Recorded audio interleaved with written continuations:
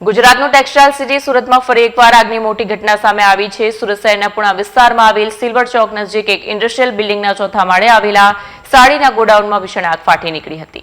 પુણા ગામના ઇન્ડસ્ટ્રીયલ વિસ્તારમાં Arjun park society આવેલી છે। સોસાયટીના એક બિલ્ડિંગના ચોથા માળે સાડીનું મોટું ગોડાઉન આવેલું છે। અચાનક આ ગોડાઉનમાંથી ધુમાડાના ગોટા નીકળતા આસપાસના લોકોમાં ફાડ પડી। સાડીઓમાં કાપડ અને કેમિકલયુક્ત મટીરિયલ હોવાના કારણે આગે મિનિટોમાં જ રૌદ્ર સ્વરૂપ ધારણ કર્યું।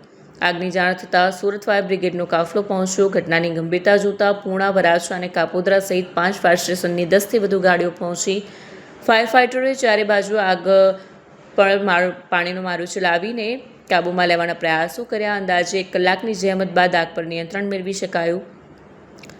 ગોડાઉનમાં રાખેલો સાડીઓનો તમામ જથ્થો બળીને ખાખ થઈ ગયો છે।